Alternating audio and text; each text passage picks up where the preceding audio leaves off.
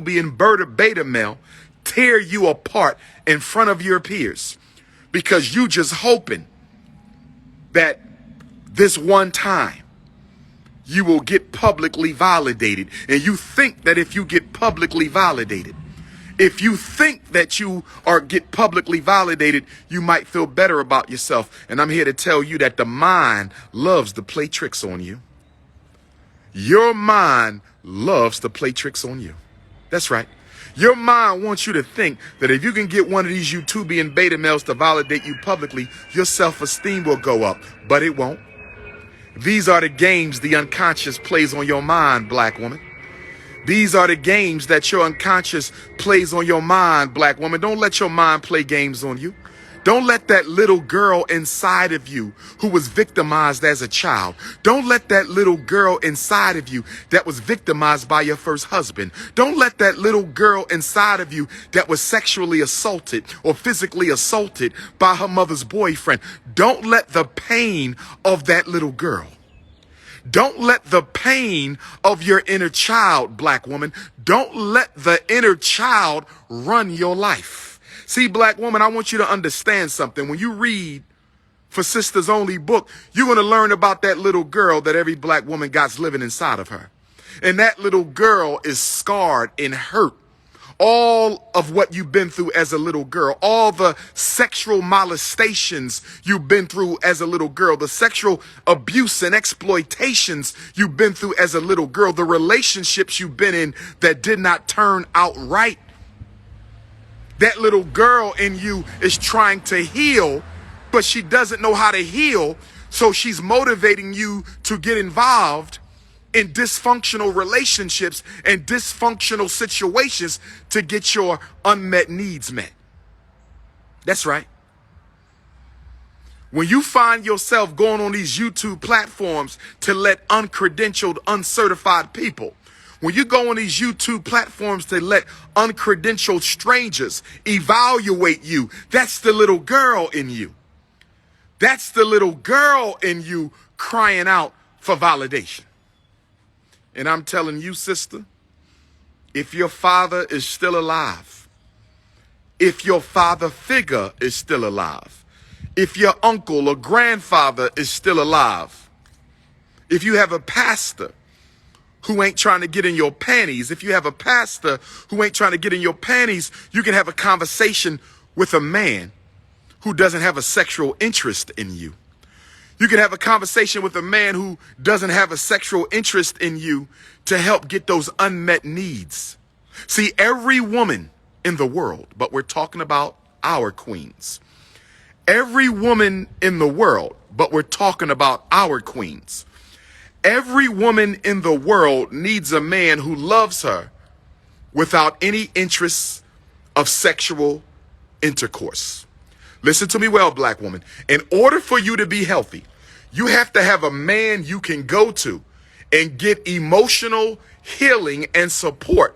And that man is so secure in his manhood and so in control of his hormones and his root chakra. See, black men, we got to get our root chakras under control. The black man has to get his root chakra. Black men, the reason why some of us are so hypersexual is our root chakra is out of control. We have to get our root chakras under control if we really want to serve the black sisterhood. I'm going to say it again. We got to get our root chakras under control so that we can be of better use to our women. Because every black woman needs a man that she can depend on for emotional support that doesn't lead to sexual abuse. And I'm using sexual abuse in the general sense, not having sexually raped or anything, but having sex with a woman who really don't need sex can be a form of sex abuse. Having sex with a woman who really don't need sex, who's looking for love, that can be considered a form of sexual abuse, brothers and sisters. And so black men have to get our root chakras under control so when sisters come to us, we can say to ourselves, not to her, this is a beautiful sister, but she don't need me for that. She don't need me for that. She need me to be a man right now. She needs me to be a non-sexual man. She needs masculine energy that does not have any sexual agenda tied to it. Women often need masculine love and emotion that doesn't have any physical intimacy tied to it. And I'm going to say this to all the black men listening. I'm going to say this to all the black men listening. I'm going to say this to all the black men listening. Until you are strong enough to love a woman without sticking your Shango stick, until you can say, Dr. Umar, I know some women who are beautiful and got a lot going for them, but because I know I don't really mean them no good, or because I know they really looking for a husband right now and not just a friend, or because I know I have enough women on my rotation as it is, because I know I have enough queens in my queendom, although I would love to experience this, sister, I'm going to be a real alpha male today. I'm going to be a real alpha male today, and I am not going to let that sister walk into a trap where she's looking for masculine validation but ends up getting taken advantage of by another male. I'm going to let her know, sister, I'm not going to sleep with you. You're beautiful, you're drop dead gorgeous, but I know you're looking for more. And because I know you're looking for more, I'm never going to touch you. We are never going to go there. I'm going to be the man you can come to when you need to have a conversation about other men. I'm going to be the man you can come to and get a hug, a real tight hug, and it not lead to nothing else. Black men, part of being masculine is being able to turn that root chakra down, turn down that root chakra energy, and just be a brother to a sister. In order to be an alpha male, in my definition, part of being an alpha male, is being emotionally available to black women in need of positive masculinity without it leading to a sexual escapade. Part of being an alpha male, in my definition, part of being an alpha male, in my definition, is being emotionally available to a woman without allowing the relationship to descend into an empty sexual escapade. That's where we got to get, black men. America has made us too hypersexual. America has made us too hypersexual. America has made us, as black men, all men, but I'm talking to my brothers, America has made us hypersexual. And ever since slavery, 400 years, the black man has been trained to sexually objectify the black woman. For 400 years, the black man has been trained by the slave master to sexually objectify the black woman's body and the black woman herself. For some of us, the black woman is nothing more than an object of sexual satisfaction. For many of us, the black woman is nothing more than an object of sexual satisfaction. That comes from the slave empire. That is part of post-traumatic slavery disease. If you are a black man and the main worth of a woman to you is her sexual abilities, then you suffer from post-traumatic slavery disease. Now, don't get me wrong. Black women are gorgeous. I love 5'5" thick in the thighs. I love a curvy, conscious, nappy-headed, intelligent, can throw down in the kitchen black woman. Oh, yes, I love a beautiful black woman. Oh, yes, I do. Oh, yes, I do. I am a man with the urges and instincts of any other African man. But at the same time, the God in me, the deity in me, the divine in me dictates that I control that root chakra and control those natural urges towards reproduction when I see a sister who needs more than that. And a true alpha male can say, you know what? Not this time. Not this time, not under these circumstances. I'm going to be a source of masculine support for this black woman, no matter how beautiful and single she is, and I'm not going to let it turn into a useless sexual escapade where she goes home feeling used and abused. I'm not talking about a sister who is only interested in having a friend. That's different. If a sister just wants a friend and she's cool with that, I'm not talking about that. I'm talking about sisters who you know are thirsty for a husband, thirsty for a meaningful relationship, thirsty for a long-term relationship, and you are not the one to give it to her.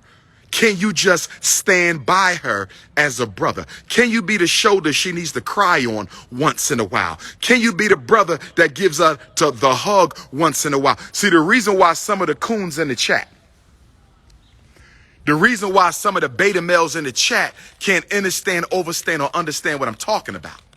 The reason why some of you beta males in the chat can't understand, overstand, and understand what I'm talking about is you have been mentored by beta males who have positioned the black woman as their enemy. You have been mentored by beta males who have raised you to believe the black woman is your problem. I had a beta male say earlier, Dr. Umar, black women been in charge of the black community for 60 years. No, she hasn't. The white man, has been in charge of the black community for 400 years. The black woman is only a manager of the black community.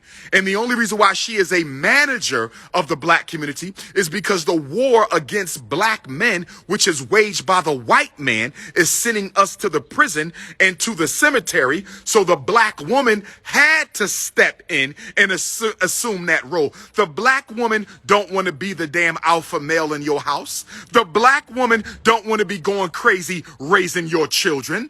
The black woman don't want to be crazy teaching her daughter about sex and dating and pregnancy and birth control and STDs. Do you really think the black woman wouldn't rather be doing something else? Do you really think she want to be working 2 and 3 jobs to get the bills paid because your ass is locked up or dead? And I'm not blaming you, black man. It's a war on us. But what I'm telling you, stop making the black woman the scapegoat for the white man. And if you feel that you have to make the black woman the scapegoat for the white man, then why don't you just be honest and say, listen, I'm scared of my oppressor. I'm scared of the white man. I don't want to challenge him. I don't want to fight him. I'm scared of my oppressor, so I'm just going to blame my sister.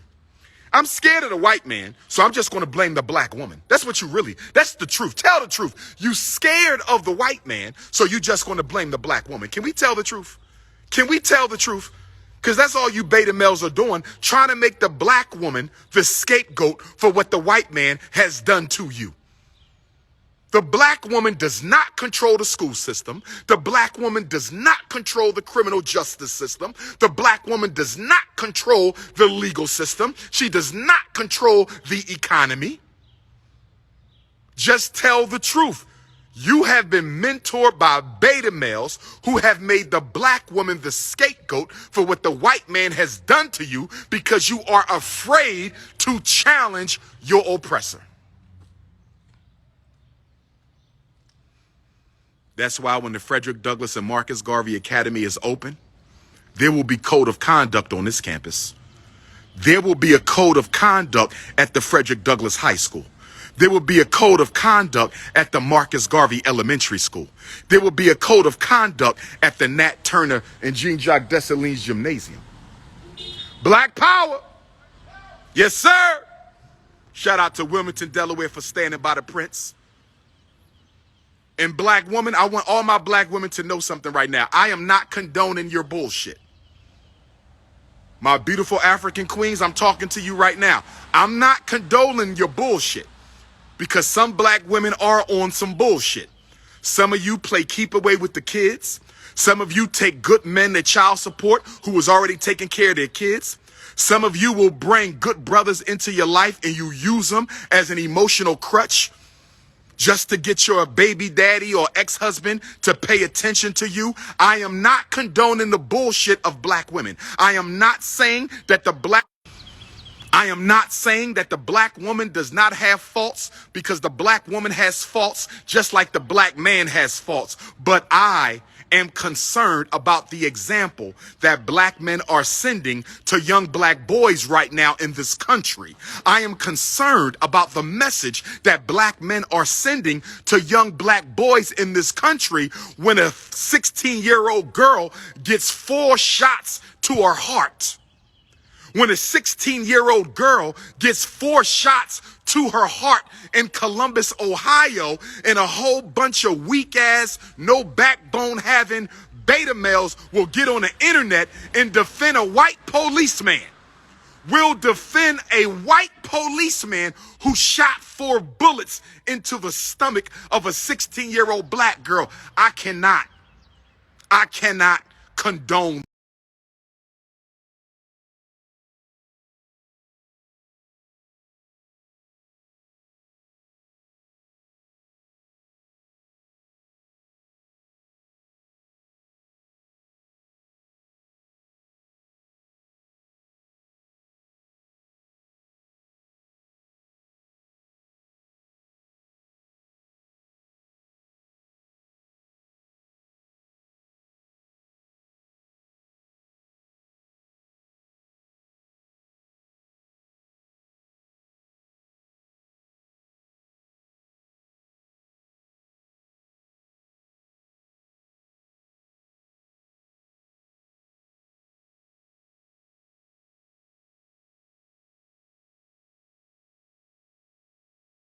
that. No damn beta males. All these young brothers out here claiming to be masculine. All these young brothers out here claiming to be masculine, and all you doing is attacking women. I'm seeing entire threads on social network of black men talking about everything wrong with black women. That's not how we act, brother. White people are watching this shit. White people are watching this. They are watching you attack your sister on a public platform.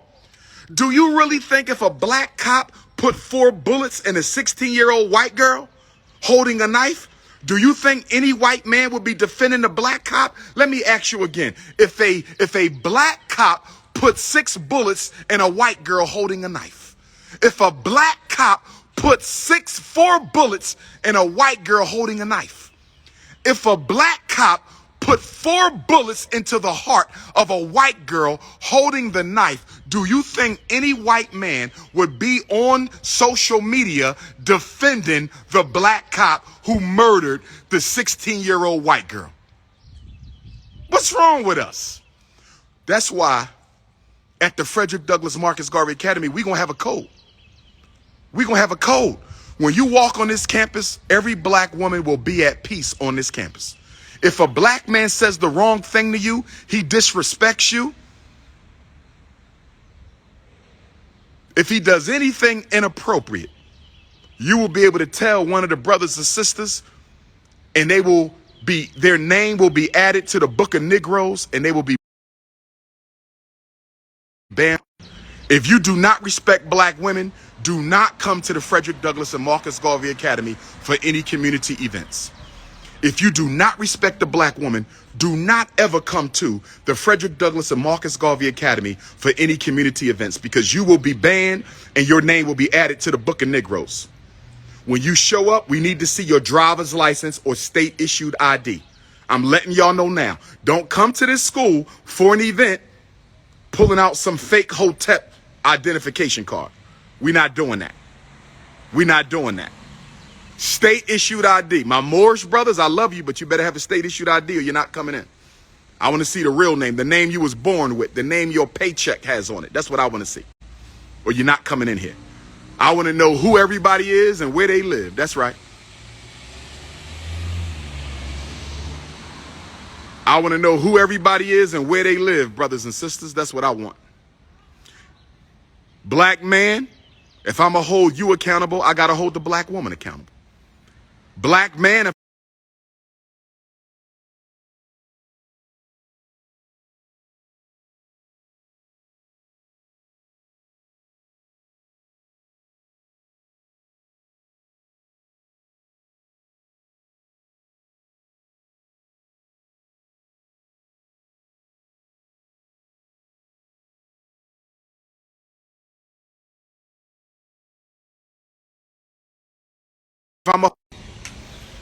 So, brothers, if I'm going to hold you accountable, I got to hold the sisters accountable. Black woman, don't disrespect no black men on this campus.